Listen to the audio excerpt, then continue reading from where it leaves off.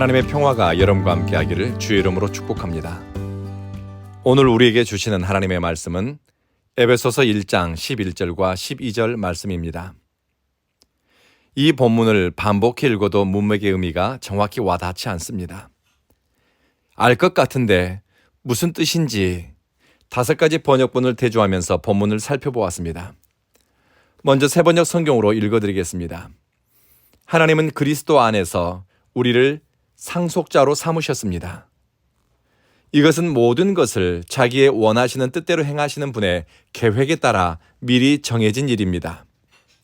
그것은 그리스도께 맨 먼저 소망을 둔 우리로 하여금 하나님의 영광을 찬미하는 사람이 되게 하시려는 것이었습니다.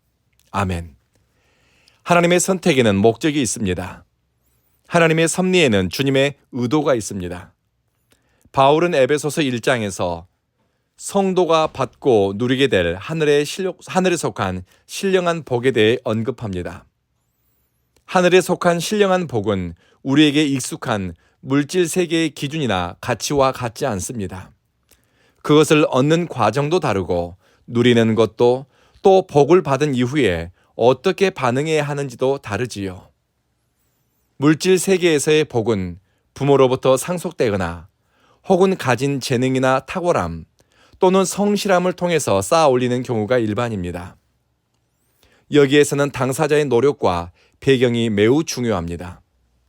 그런데 바울은 하늘에 속한 신령한 복을 언급할 때에 복을 받는 당사자의 자격이나 사회적 혹은 태생적 배경에 대해서 일절 언급하지 않았습니다. 신령한 복은 하나님의 절대적인 뜻과 예정, 계획에 따라 그리스도 안에 있는 성도에게 주어진 것입니다. 개인의 노력으로 얻는 것이 아닙니다. 자격이 있어서 당연한 것처럼 물려받는 것도 아닙니다.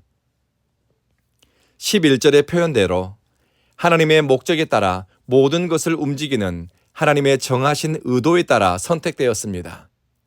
하나님의 의도적이고 주도적인 의지와 뜻의 결과로 하늘에 속한 신령한 복이 그리스도 안에 있는 사람들에게 임하게 되었습니다. 이 은혜가 누구에게 주어진다고요? 하늘에 속한 신령한 복은 그리스도 안에 있는 성도에게로 향합니다. 이것이 좋으신 하나님의 뜻이고 우리를 향한 마음입니다. 그리스도 안에 있는 자에게 하나님의 뜻을 깨닫는 계시의 정신을 주니 하나님의 섭리에 대한 인식이 생겨납니다. 또한 자기 정체성에 대한 깨달음이 오니 나는 은혜 앞에 자랑할 만한 것이 하나도 없습니다 라고 고백합니다. 오직 그리스도 안에서 미리 정하시고 계획하신 하나님을 노래하게 됩니다. 하늘에 속한 신령한 복 가운데 하나가 우리가 하나님의 기업이 되었다는 것입니다. 기업이라고 하면 동산, 부동산과 관련해 생각하지만 여기서 기업이 되었다는 것은 하나님의 선택을 입었다는 의미입니다. 영어 성경은 기업이 되었다는 이 구절을 하나님의 선택을 입었다라고 번역했습니다. 그런데 이 부분을 성서 주석가들은 이렇게 해석합니다. 기업이 되었다는 헬라어 단어의 원래 의미는 제비를 뽑다는 뜻이다. 즉 하나님께 우리는 제비 뽑혔다. 우리 의지와는 상관없이 하나님에 의해 우리는 뽑혔고 하나님께서 받으실 만한 하나님의 기업, 하나님의 소유가 되었다는 의미입니다. 우리가 어떤 기업을, 어떤 동산, 부동산을 물려받는다는 의미보다는 우리 자신이, 성도 여러분이 하나님의 소유, 하나님의 기업이 되었다는 뜻으로 읽어야 한다는 해석입니다. 그렇다면 그리스도 안에 있는 성도가 얼마나 존귀한 존재인가요? 베드로전서 2장 9절에서 베드로는 성도가 얼마나 존귀한 사람인지에 대해 이렇게 고백했습니다. 여러분은 택하신 족속이요, 왕 같은 제사장들이요, 거룩한 나라요, 그의 소유가 된 백성입니다. 하나님의 택하신 족속, 왕 같은 제사장, 거룩한 나라, 하나님의 소유가 된 백성, 이것이 바로 여러분의 정체성입니다.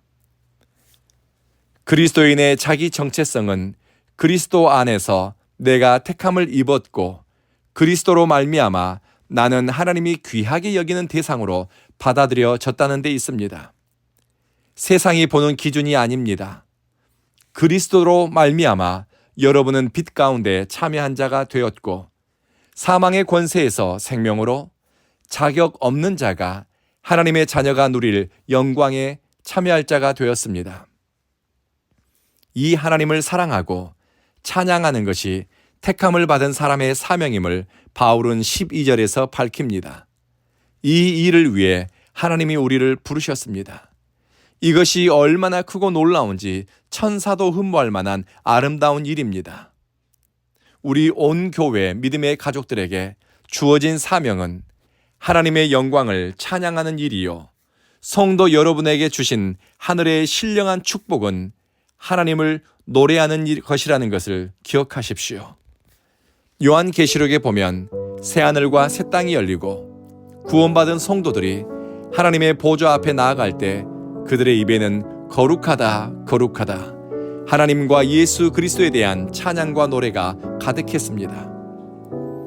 오늘 기도하실 것은 그리스도 안에 머물고 그리스도와 연합된 삶을 사는 성도에게 허락된 하늘에 속한 신령한 복을 바르게 깨달아 겸손하게 온전히 누릴 수 있는 은혜를 구하십시다. 그리고 하나님의 뜻하신 목적에 따라 우리는 하나님의 영광을 위해 살아가도록 선택받았으니 먹든지 마시든지 무엇을 하든지 하나님이 여러분을 통해 영광 받기를 열망하고 또 그렇게 쓰임 받기를 기도합시다. 기도하겠습니다. 자비하신 주님, 하나님의 주도적이면서도 절대적인 뜻과 의지에 의해 그리스도 예수 안에 있는 자들이 하늘의 신령한 복을 받아 누리는 길이 열렸습니다. 하나님을 노래하고 주님의 영광을 위해 살아가는 것이 복된다는 것을 깨닫게 하소서. 주님과의 관계성 속에서 자기 정체성을 깨닫게 하시며 하나님의 소유가 되어 주님의 돌보심과 인도하심, 보호하심 속에서 영적 진보를 이루게 하소서.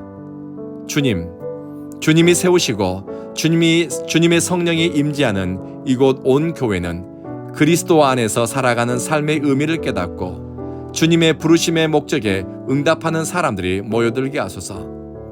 이곳 온 교회를 출입하는 사람들마다 그리스도 안에서 인생의 길을 찾고 삶의 목적을 발견하니 되는 대로 살지 않고 하나님을 기쁘시게 하기 위해 선택하며 살게 하소서. 예수님 이름으로 기도합니다. 아멘.